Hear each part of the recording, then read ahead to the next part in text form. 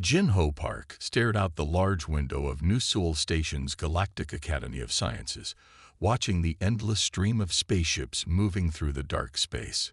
His reflection in the window showed a normal human teenage boy with black hair and dark brown eyes. He wore the standard Academy uniform, a silver-gray jacket with blue trim and matching pants. The space station slowly rotated, bringing Earth into view. Jinho felt a small pain in his chest as he looked at his home planet. He had left it 6 months ago, when his parents got jobs as Earth's representatives at the Galactic Trade Center. Now, he was the only human student in the entire academy. "Hey, Earth boy, still looking at your mud ball of a planet." The sharp voice belonged to Do-yoon, the top student in their class. Do-yoon's skin had a slight blue tint, typical of students from the Proxima Centauri colonies. Behind him stood his usual group of friends, all watching with amused expressions. Jinho turned around slowly. He had learned that quick movements often startled his alien classmates, who were used to their own species' ways of moving. "Good morning, Do-yoon," he said politely. Do-yoon walked closer, his movements smooth and floating thanks to his natural ability to control his body's gravity field. "I saw your scores from yesterday's anti-gravity engineering class, a 65%. That's barely passing."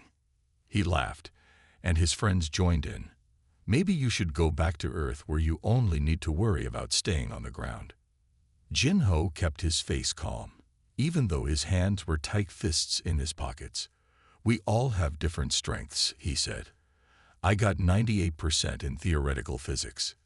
Oh yes, the famous human ability to memorize facts."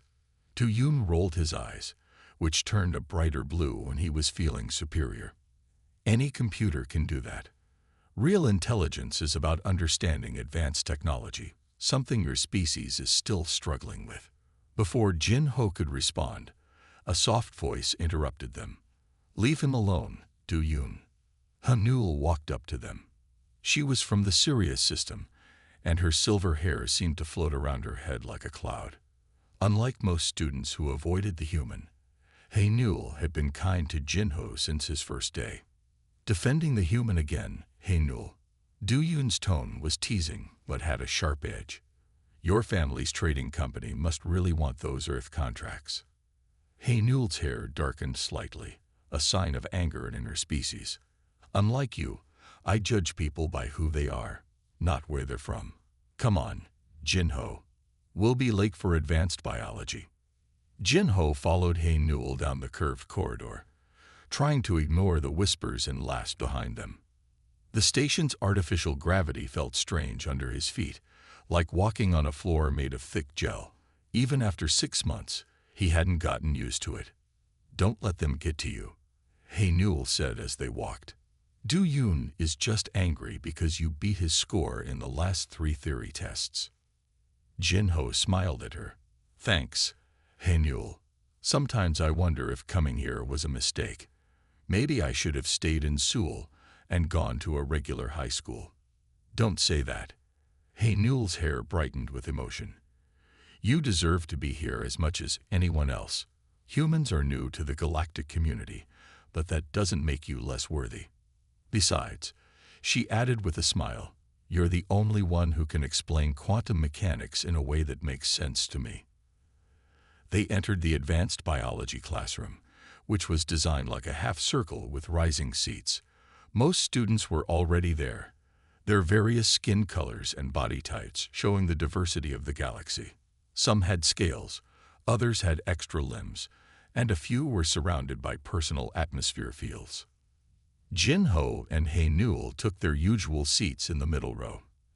As they waited for the teacher, Jinho pulled out his tablet and opened his notes. Unlike his classmates who could download information directly to their neural interfaces, he had to study the old-fashioned way. Professor Kita walked in, his tentacles carrying various teaching materials. He was from an ocean planet and needed a special moisture field around him to survive. "Today," he announced, "we will study the adaptation of species to different planetary environments." Jinho sat up straighter. This was a topic he knew well, having lived his whole life adapting to Earth's conditions. Can anyone tell me why some species thrive in conditions that would kill others? Professor Kita asked, his tentacles moving in what Jinho had learned was an encouraging gesture. Do Yoon's hand shot up immediately. Superior evolution, of course. Some species have developed better biological systems that allow them to survive in more challenging environments. An interesting perspective, Professor Kita said. Anyone else? Jinho slowly raised his hand. He could feel Du Yun's eyes on him, probably expecting him to say something primitive. It's not always about being superior, he said carefully. Sometimes, what looks like a disadvantage can be an advantage in the right environment. For example, humans can't control their body temperature as precisely as some species, but this limitation forced us to develop better problem-solving skills. We had to create tools and solutions instead of relying on biological advantages. The classroom was quiet for a moment. Professor Kita's tentacles moved in an expression of approval. Excellent point, Jinho. This is exactly what we'll be discussing today. The most successful species aren't always the ones with the most advanced biological features, but often those who can adapt and find creative solutions to their challenges. Jinho could feel Du Yun's glare without looking at him. He knew he would pay for this small victory later, but for now, he felt a hint of pride. His tablet beeped with a message from Haenul. See, different doesn't mean inferior. The rest of the class passed quickly as Professor Kita showed examples of various species and their adaptation strategies. Jinho took detailed notes, occasionally helping Haenul understand concepts that were obvious to humans but strange to her species. After class, Jinho headed to the station's observation deck for his lunch break. It was usually empty at this time, and he enjoyed eating while watching the stars. He pulled out his lunchbox, which contained traditional Korean food his mother had prepared. The familiar smell of kimchi made him feel a little less homesick. He was halfway through his meal when he heard footsteps. Looking up, he saw Du Yun and 3 of his friends approaching. Their expressions told him this wasn't a friendly visit. That was quite a show you put on in class, Du Yun said, sitting down uninvited at Jinho's table. Trying to make us look bad in front of Professor Kita. That wasn't my intention, Jinho said calmly, even as his heart beat faster. I was just answering the question. One of Du Yun's friends, a student named Jaisu with scale-like skin, picked up Jinho's lunchbox. What's this primitive food? It smells strange. Please give that back, Jinho said, keeping his voice steady. It's my lunch. Oh, look at this, Du Yun said, his voice mockingly kind. The human needs to eat actual food. Can't even use basic nutrient absorption like civilized species. Jinho watched as they passed his lunchbox around, making exaggerated faces of disgust. He knew he could report them, but that would only make things worse. Besides, the school administration tended to favor the students from more advanced worlds. You know what I think, Du Yun said, leaning closer. I think you're here because the academy needed to show they're being inclusive. A charity case to make humans feel better about their primitive technology. That's not true, Jinho said, his voice stronger than he felt. I passed the same entrance exams as everyone else. Modified exams, Jaisu corrected with a smirk. They had to make them easier for you. Everyone knows that. Jinho stood up, gathering his things. Think what you want. I know why I'm here, and I don't need to prove anything to you. As he turned to leave, Du Yun used his gravity control to make Jinho's bag float out of his reach.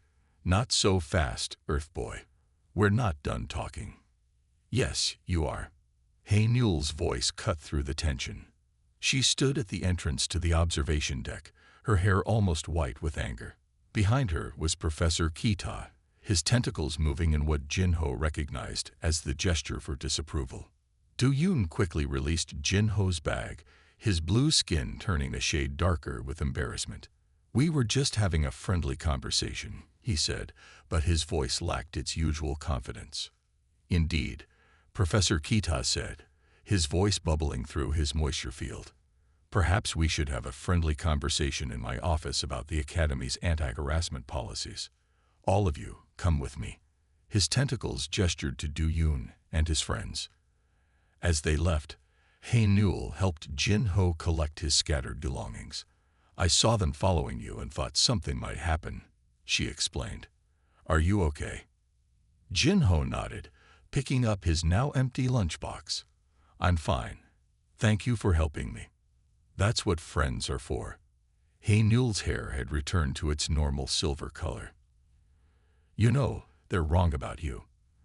The Academy didn't modify the entrance exams. In fact, I heard from my father that you had one of the highest scores in the station's history for problem solving and theoretical understanding. Jin Ho looked at her in surprise. Really? I never knew that. Of course you didn't. You were too busy trying to prove you belong here to ask about your own achievements. She smiled at him.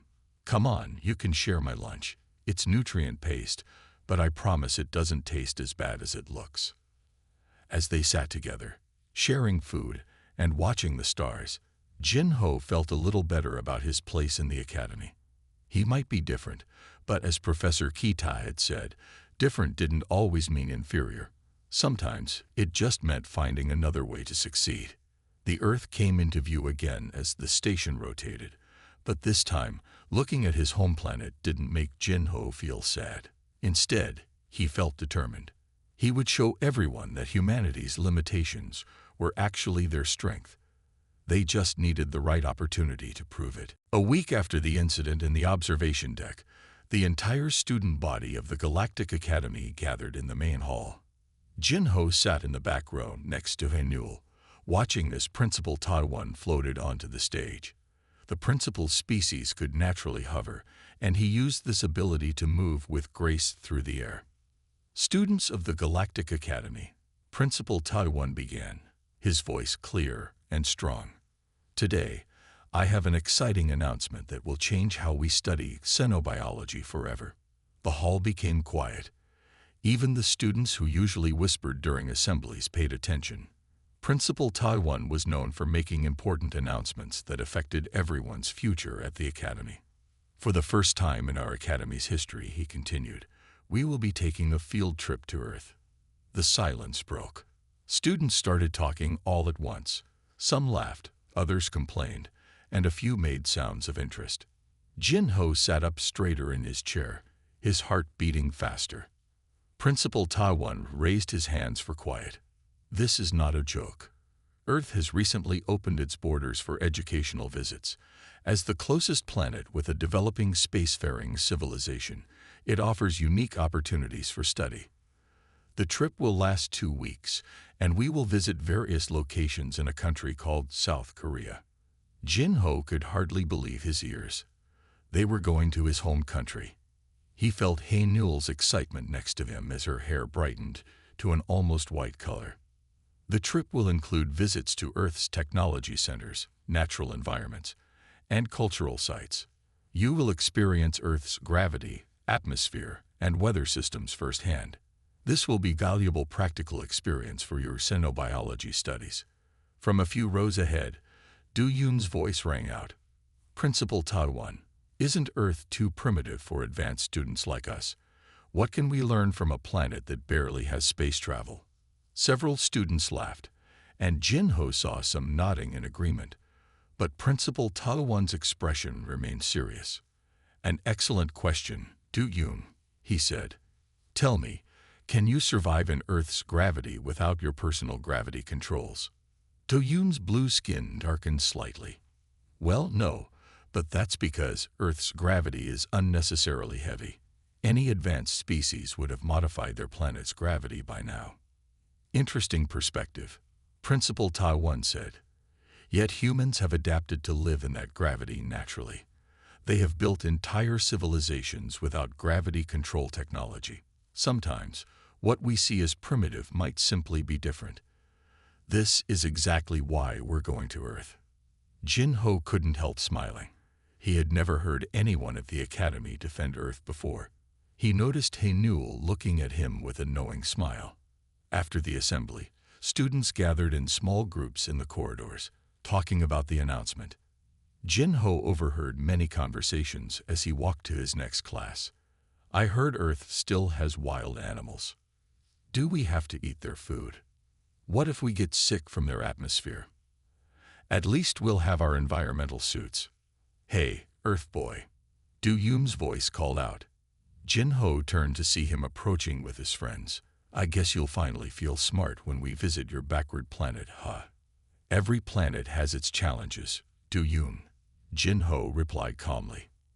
I hope you've been practicing walking without your gravity controls. Do Yoon's confident smile faltered for a moment. We've all had basic heavy gravity training. It's not that hard. Basic training is different from living in it, Hae-Newell said, joining the conversation. Jin-ho grew up in Earth's gravity. He's probably the most prepared among us. Whatever, Do Yoon said, but Jin-ho noticed he looked less sure of himself. It's just 2 weeks. How hard can it be? Later that day, Jin-ho sat in the Academy's digital library, reading through the trip itinerary on his tablet. Hae-Newell sat beside him, her hair changing colors slightly as she read her own copy. Look at this schedule, she said. Visits to quantum computing centers, robotics institutes. And what's this? A survival training exercise in something called a national park. Jin-ho nodded, trying to hide his smile. Bukhansan National Park. It's a mountain area near Seoul. We used to go hiking there when I was younger. Mountains. Hae-Newell's hair turned a pale blue, showing her worry. In Earth's gravity, with Earth's weather. It's not so bad once you get used to it, Jin-ho assured her. The view from the top is worth the climb.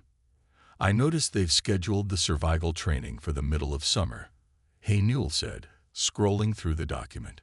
The notes mention high humidity and temperatures. Won't that be difficult for some students? Jin-ho thought about the various species in their class. Many came from climate-controlled environments or planets with very different atmospheric conditions. It might be challenging, he admitted. But that's probably the point. It's about learning to adapt. As they continued reading, more students came to the library. Many of them were checking weather reports for Seoul and looking up information about Earth's conditions. Jin-ho noticed that some looked worried, while others seemed excited about the adventure. Jin-ho, Hae-Newell said quietly, do you think this trip might change how some students see Earth? And you? Jin-ho looked at the itinerary again. Maybe. It's one thing to call Earth primitive from the comfort of a space station. It's another thing to actually live in Earth's conditions and see how humans have adapted. Their conversation was interrupted by a message alert on all student tablets. It was from Professor Kita, announcing an emergency class meeting about Earth's environmental conditions. In the classroom, Professor Kita used his tentacles to operate the holographic display, showing images of Earth's various environments. Pay attention, he said. This is crucial for your safety during the trip. The images showed cities, mountains, forests, and weather patterns. Professor Kita explained about Earth's atmospheric pressure, oxygen levels, temperature variations, and gravity. Many students took notes, looking more serious than usual. Earth's environment might seem simple, Professor Kita continued, but it's actually quite complex. The planet experiences rapid weather changes, temperature fluctuations, and has diverse ecosystems. Your environmental suits will help, but you need to be prepared. Jin-ho listened with interest. He had never thought about how challenging Earth might be for species adapted to other environments. What seemed normal to him was actually a complex system that required significant adaptation. After class, Jin-ho stayed behind to help Professor Kita organize the Earth data. As they worked, the professor's tentacles moved in a pattern that Jin-ho recognized as thoughtful. You know, Jin-ho, Professor Kita said, I suggested this field trip to the principal. Some faculty members opposed it, saying Earth was too primitive for our advanced students. But I believed it would be an excellent learning opportunity. Why? Jin-ho asked, curious. Because sometimes the best way to understand something is to experience it firsthand. Many of your classmates think they're superior because they have advanced technology. But technology isn't everything. Adaptation, resilience, creativity.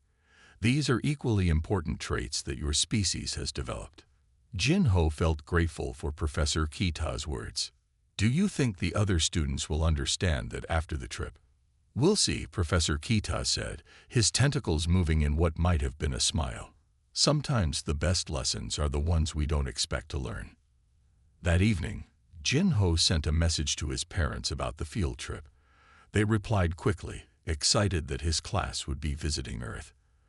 His mother suggested some places they could show the other students, while his father reminded him to be patient with his classmates as they adjusted to Earth's conditions. As Jin-Ho lay in his bed that night, watching the stars through his room's window, he thought about the upcoming trip. He remembered how hard it had been for him to adjust to life on the space station. Now his classmates would experience something similar on Earth. He pulled up the trip itinerary one more time, paying special attention to the survival training section. A small smile formed on his face as he thought about Do-yoon and the others trying to climb mountains in Earth's gravity, deal with summer humidity, and handle unexpected weather changes. Maybe, just maybe, this trip would show them that being technologically advanced wasn't everything. Sometimes, the ability to adapt and survive without technology was just as important. With that thought, Jin-Ho closed his eyes, looking forward to what the next few weeks would bring. The Academy's transport ship entered Earth's atmosphere early on a summer morning. Jin-Ho sat by the window, watching as his home planet grew larger. Next to him, Hae-Nul's hair had turned a pale yellow color that showed her nervousness. The gravity will start increasing soon, announced the pilot through the ship's communication system. Please make sure your personal gravity controls are working properly. Jin-Ho didn't need gravity controls. He had turned his off days ago to get used to his natural weight again. Around him, other students checked their devices anxiously. Do-yoon, sitting a few rows ahead, was explaining loudly how he had upgraded his gravity control unit for better performance. The ship descended through white clouds, and the city of Seoul appeared below them. Tall buildings reached toward the sky, their windows reflecting the morning sunlight. Several students pressed against the windows, pointing at the structures and vehicles moving below. It looks more advanced than I expected, someone whispered. Those are just basic buildings, Do-yoon said. Nothing like our crystal towers back home. The ship landed smoothly at Incheon Spaceport, a new facility built specifically for off-world visitors. As soon as the doors opened, the students felt Earth's full gravity and atmosphere hit them. The effect was immediate. Do-yoon, who had been standing confidently near the door, stumbled and had to grab a handrail. His blue skin turned a darker shade as he struggled to stay upright. Other students also moved slowly, their bodies fighting against Earth's stronger gravity. Jin-Ho stood up easily and grabbed his bag. He felt wonderfully normal for the first time in months. Need any help? He asked Hae-Nul, who was gripping her seat tightly. Yes, please, she said, her hair now a mix of yellow and green showing her discomfort and embarrassment. Everything feels so heavy. Jin-Ho helped her stand and supported her as they walked toward the exit. Behind them, he could hear Professor Kita reminding students to adjust their gravity controls and environmental suits. The moment they stepped outside, more challenges appeared. Earth's summer humidity hit them like a wall. Many students' environmental suits started beeping, trying to adjust to the unexpected moisture in the air. Why is the air so thick? Complained Gaesu, his scaly skin looking darker than usual. How can anyone breathe in this? It's just humidity, Jin-Ho explained. It's normal for Seoul in summer. Do-yoon tried to use his usual floating walk, but found it impossible in the heavy gravity. His gravity control unit whined with the effort. My unit must be malfunctioning, he said, but his voice lacked its usual confidence. Professor Kita gathered them all together. His tentacles moved slower than usual in the heavy gravity, but he seemed to be adapting better than most students. Remember your training, he said. Take it slow. Your bodies need time to adjust. They walked toward the spaceport terminal, where a large bus waited to take them to their hotel. The walk, which would normally take 5 minutes, took nearly 20 as the students struggled with their bags and the unfamiliar conditions. Jin-ho walked normally, carrying both his bag and Hae-Newell's. He noticed some students watching him with new interest. Even Do-yoon kept glancing back at him, though he quickly looked away whenever Jin-ho caught his eye. The bus ride into Seoul was filled with mixed reactions. Some students pressed against the windows, amazed by the city's blend of modern and traditional architecture. Others complained about the bumpy road, unused to ground transportation. "Look at all the humans walking around without any gravity control," Hae-Newell said, watching the streets through the window. "They make it look so easy." "That's because it is easy for them," Do-yoon said from across the aisle. "They don't know any better." "Right, Earth Boy." Jin-ho turned to face him. "We know different ways of moving, that's all. You're good at controlling gravity fields. We're good at working with natural gravity." Before Do-yoon could respond, the bus stopped suddenly for a red light. Several students who hadn't secured their gravity properly flew forward in their seats. Do-yoon himself nearly fell into the aisle, saved only by his quick grab of the seat in front of him. They arrived at their hotel, a modern building in the heart of Seoul. The lobby had special accommodations for various alien species, but the gravity remained Earth normal. The hotel staff, used to off-world visitors, helped students with their bags and showed them how to use the gravity-assisted walking rails installed along the corridors. Jin-ho and Hae-Newell got rooms on the 15th floor. As they waited for the elevator, Do-yoon and his friends joined them. In the enclosed space, Jin-ho could hear their gravity control units working hard. "How long until we get used to this?" one of Do-yoon's friends asked, leaning against the elevator wall. "It varies," Jin-ho said. "Could be a few days, could be longer. Depends on how much you resist it." The elevator stopped suddenly between floors, making everyone except Jin-ho stumble. Emergency lights came on, and a calm voice announced in multiple languages that there was a brief power fluctuation. "Don't worry," Jin-ho said, seeing the panic on some faces. "This happens sometimes during summer. The power will be back in a moment." "How can you live like this?" Do-yoon asked, but his voice held more curiosity than mockery. "Without constant power, without gravity control, without atmospheric regulation. We adapt," Jin-ho said simply. "We build backup systems. We learn to handle problems without relying only on technology." The power returned after 30 seconds, but those seconds had changed something. When they reached their floor, Do-yoon didn't make his usual sneering comment. Instead, he looked thoughtful as he struggled to walk to his room. That evening, the students gathered in the hotel's dining hall. The room was filled with the sounds of gravity control units humming and environmental suits adjusting. Earth food was available alongside standard galactic nutrient paste. Jin-ho filled his plate with Korean dishes, bulgogi, kimchi, rice, and vegetables. He noticed several students watching him eat real food with interest. Hae-Newell even asked to try some rice. "It's actually good," she said, surprised. Her hair turned a pleasant shade of pink. Different from nutrient paste, but good. As dinner progressed, Jin-ho noticed a change in the atmosphere. Students who usually sat in species-specific groups were mixing more, sharing observations about their first day on Earth. Even some of Do-yoon's friends came to ask Jin-ho questions about Earth's conditions. Professor Kita moved between tables, his tentacles now moving more smoothly as he adapted to Earth's gravity. He stopped at Jin-ho's table. "Interesting day, wasn't it?" he said, his voice bubbling through his moisture field. "I noticed some students are starting to see things differently." Jin-ho nodded. "They're struggling more than they expected." "Yes," Professor Kita said. "And tomorrow will be even more interesting. We're visiting the Samsung Quantum Computing Center. I think some students might be surprised by what they find there." After dinner, Jin-ho stood at his room's window, looking at the Seoul night skyline. The city glowed with lights, and far in the distance, He could see the mountains where they would have their survival training in a few days. There was a knock at his door. It was Hay Newell, her hair a calm silver color now.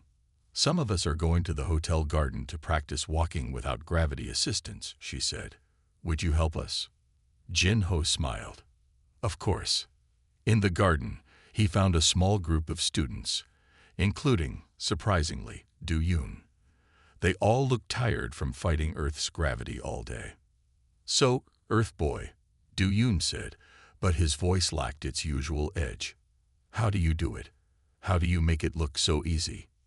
Jin-ho looked at the group of students, all waiting for his answer. For the first time since coming to the academy, he felt like they were really seeing him, not as a primitive human, but as someone who might actually know something worth learning. "First," he said, "stop fighting the gravity. That's the biggest mistake. You need to work with it, not against it. Let me show you how." The morning of their visit to the Samsung Quantum Computing Center dawned bright and hot. Jin-ho watched from the hotel lobby as his classmates practiced their improved walking techniques. After last night's training session, many students moved with more confidence, though still not as naturally as humans. Do-yoon entered the lobby, walking slowly but steadily. His gravity control unit was turned to a lower setting, following Jin-ho's advice about gradually adapting to Earth's gravity. "The air feels even thicker today," he said, checking his environmental suit's readings. "The weather report says it will be 35 degrees Celsius with 90% humidity," Jin-ho explained. "That's normal for Seoul in summer." The bus ride to the computing center was quieter than yesterday. Students were conserving their energy, knowing they had a full day ahead. Hay Newell sat next to Jin-ho, her hair a steady silver color, showing her growing comfort with Earth's conditions. The Samsung Quantum Computing Center stood like a giant glass and steel pyramid in Seoul's digital district. As they approached, several students gasped. The building's design allowed it to harvest and process solar energy, making its surface shimmer with a rainbow of colors. "This is primitive," Hay Newell whispered to Jin-ho. "It looks as advanced as anything on Sirius Prime." Professor Kita gathered them at the entrance. "Today, you will see how Earth handles quantum computing. Remember, different doesn't always mean inferior." Inside, they were greeted by Dr. Park, the head researcher. She smiled at the mix of alien students. "Welcome to Earth's largest quantum computing facility. I understand you're all from advanced worlds with your own quantum systems. Today, you'll see how we've approached the same challenges differently." The first surprise came in the main computing chamber. Instead of the crystal matrices used in most galactic quantum computers, Earth's system used superconducting circuits kept at near absolute zero temperature. "But that's so basic," Do-yoon said, his blue skin darkening with confusion. "Why not use quantum crystal technology?" Dr. Park's smile widened. "Run this calculation, please," she said, handing him a data tablet. "First on your personal quantum device, then on our system." Do-yoon accepted the challenge confidently. He input the problem into his advanced alien device. After several seconds, it produced an answer. Then Dr. Park ran the same calculation on the Earth computer. The result came back in half the time. "How is this possible?" Do-yoon asked, checking his device for errors. "Our technology is more advanced." "Advanced doesn't always mean better suited to every task," Dr. Park explained. "We designed our system specifically for Earth's conditions. Sometimes, working within limitations forces you to find more efficient solutions." The tour continued through various sections of the facility.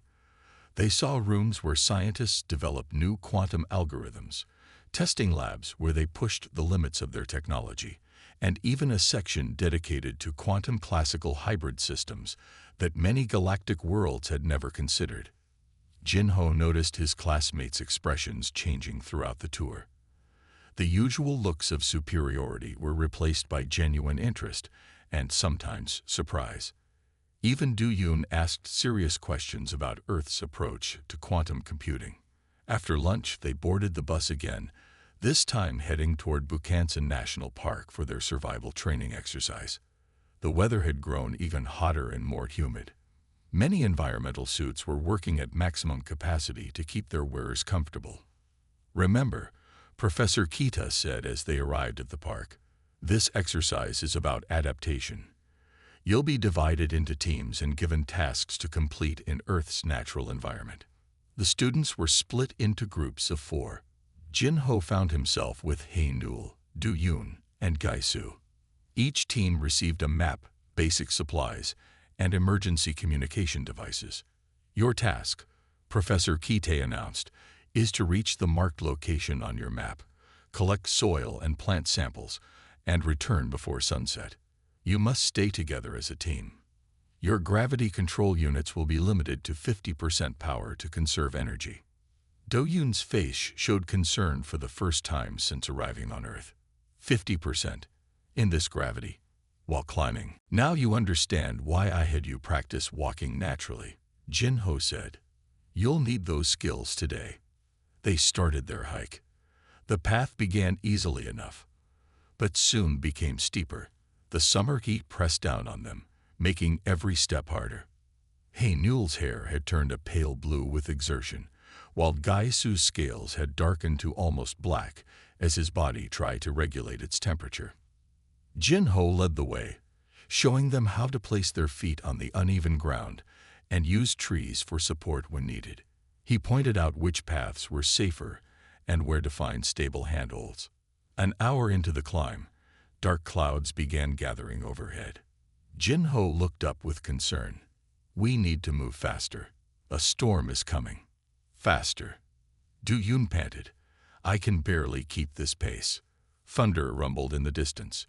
The other teams were visible on various parts of the mountain, all struggling with the conditions. Some had already turned back. "There's a shelter marked on the map," Jin-Ho said, checking their position. "We should head there instead of continuing up." "But the samples," Gai-Su protested, "will fail the exercise." "Better to fail than risk getting caught in a storm," Jin-Ho replied firmly. "Earth storms can be dangerous if you're not prepared." As if to prove his point, large raindrops began falling. The sudden change in weather made several environmental suits start beeping in alarm. The rain quickly became heavier, making the path slippery and even more treacherous. Do-Yoon slipped on the wet ground, his gravity control unit sparking as water got into its circuits. Without hesitation, Jin-Ho grabbed his arm, preventing him from falling down the slope. "My unit's failing," Do-Yoon said, panic in his voice. "I can't control my gravity anymore." "Put your arm around my shoulders," Jin-Ho instructed. "I'll help you walk." "Hae-Nul, Gai-Su, stay close behind us."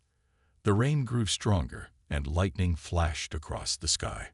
Jin-Ho led them carefully but quickly toward the shelter, practically carrying Do-Yoon, whose body wasn't used to Earth's full gravity. Hae-Nul and Gai-Su followed, supporting each other. They reached the shelter just as the storm hit full force. It was a simple wooden structure, but it was dry and stable. Other teams began arriving, all in various states of distress, as their technology failed them in the harsh conditions. "Is everyone all right?" Jin-Ho asked, helping Do-Yoon sit down. Do-Yoon looked at him with new eyes. "You saved me back there." "Why?" "After how I've treated you." "Because that's what teammates do," Jin-Ho said simply. "Besides, you're not used to these conditions. It wouldn't have been fair to leave you." Lightning illuminated the shelter, followed by a deafening crack of thunder.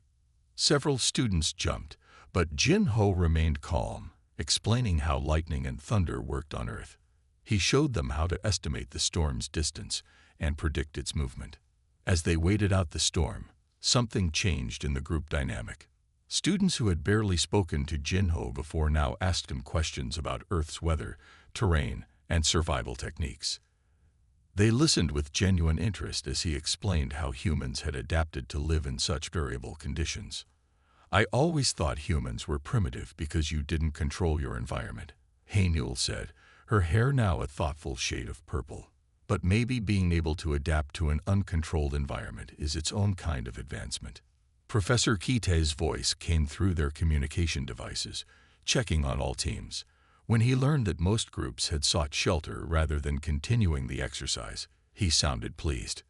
"Excellent decision-making," he said. "The real test wasn't about collecting samples. It was about adapting to unexpected challenges and making smart choices for survival." As the storm began to ease, Jin-Ho looked at his teammates. Do-yoon was still struggling with Earth's gravity but had stopped complaining about it. Instead, he was trying to learn how to move without his gravity control unit, accepting Jin-Ho's advice with surprising humility. They had failed to complete their assigned task, but they had learned something more valuable. Sometimes the most advanced solution isn't the best one. Sometimes the ability to adapt and work with natural conditions matters more than any technology. On the final day of their Earth visit, the students gathered in the hotel's conference room for a closing ceremony. The room looked different from 2 weeks ago. Instead of separate species groups, students sat mixed together, sharing their experiences. Many had turned down their environmental suits settings, having grown more comfortable with Earth's conditions. Jin-Ho sat between Hae-Nul and Do-yoon, something that would have seemed impossible at the start of the trip. Do-yoon's gravity control unit was set to minimum power. Like many students, he had learned to work with Earth's gravity rather than fight against it. Principal Ta-won stood at the front of the room, hovering slightly above the ground. "Before we return to the academy," he said, "I want each team to share what they learned during our stay on Earth." One by one, teams stood up to speak. They talked about Earth's technology, its environment, and how their views had changed. When it was their team's turn, Do-yoon surprised everyone by standing up first. "I need to say something," he said, his blue skin darkening with emotion. "When we arrived, I thought Earth was primitive. I thought humans were inferior because they didn't have our advanced technology." He paused, looking at Jin-Ho. "I was wrong." The room went quiet. Even Principal Ta-won settled fully onto the ground to listen. "During the storm on the mountain," Do-yoon continued, "all our advanced technology failed us. Our gravity controls shorted out. Our environmental suits couldn't handle the weather. But Jin-Ho knew exactly what to do. He got us to safety without using any technology at all." Hae-Nul's hair brightened to a warm gold color as she stood up next to Do-yoon. "We learned that advancement isn't just about having better technology," she said. "It's about being able to adapt and survive in any condition. Humans might not control their environment like we do, but they've learned to understand it and work with it." Jae-soo joined them, his scales showing a pattern that indicated deep respect in his species. "At the Quantum Computing Center, we saw how Earth scientists found different solutions to the same problems we face. Their computers might look basic to us, but they work better in Earth's conditions than our advanced systems." Jin-Ho felt his face grow warm as his teammates spoke. He stood up to join them, and Do-yoon turned to face him directly. "I want to apologize," Do-yoon said, loud enough for everyone to hear. "I bullied you at the academy. I made fun of your species and your planet. I was arrogant and wrong. Can you forgive me?" Jin-Ho looked at his former bully, seeing the genuine regret in his eyes. "Of course," he said. "We all have things to learn from each other." Professor Kita moved forward, his tentacles forming patterns of approval. "This is exactly what we hoped would happen on this trip," he said. "True intelligence isn't about having the most advanced technology. It's about understanding, adapting, and working together." The rest of the ceremony became a celebration of what they had learned. Students shared stories about their experiences on Earth. Many talked about moments when they had to set aside their technology and learn to do things the human way. "Remember the first Korean dinner?" One student said. "We thought eating real food was primitive. Now I'm going to miss kimchi. And remember trying to walk in the rain." Another added, "Jin-Ho taught us how to keep our balance without gravity controls. That's a skill we never thought we'd need." Principal Ta-won called for attention one last time. "When we return to the academy," he announced, We will start a new program. Every year, a group of students will visit Earth to learn these valuable lessons. And, he paused for effect, we will also invite Earth students to study at our academy, sharing their unique perspectives with us. The announcement was met with enthusiastic approval. Jin-Ho felt a wave of pride, knowing that future human students would find a more welcoming environment than he had. After the ceremony, the students had one final afternoon in Seoul. They decided to spend it in a traditional Korean park, practicing their earth-walking skills one last time. Jin-Ho watched as his classmates moved around without their usual technological assistance, looking almost natural in Earth's gravity. Hanul sat down beside him, her hair shifting through happy colors. "You know," she said, "I think we learn more than just how to walk in heavy gravity. We learn not to judge different ways of doing things.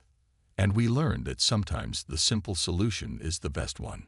Do-yoon added, joining them. "Jin-Ho, will you help me start a study group when we get back to the academy?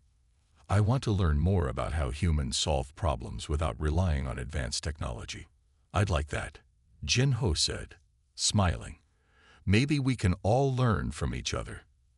As the sun set over Seoul, the students gathered for their last Earth meal together.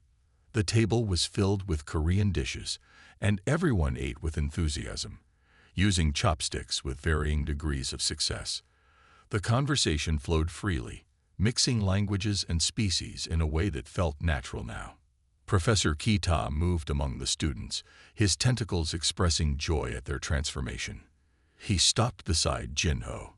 "You've done more than just survive at the academy," he said. "You've helped bridge the gap between worlds. That's a rare and valuable achievement." The next morning, as their ship lifted off from Earth, Jin-Ho looked down at his home planet. This time, he didn't feel the pain of leaving. Instead, he felt pride in his heritage and excitement about returning to the academy. He knew things would be different now. "It looks beautiful from up here," Do-yoon said, watching Earth grow smaller. "Different from what I expected, but beautiful." "That's the thing about differences," Jin-Ho replied. "Sometimes they're exactly what we need to learn and grow." As New Seoul Station came into view, Jin-Ho thought about how much had changed in 2 weeks. He had arrived on Earth as the bully human student, but he was returning as someone his classmates respected and understood. More importantly, they were all returning with a new perspective on what it meant to be advanced. The story of the human student and his alien classmates would be told at the academy for years to come.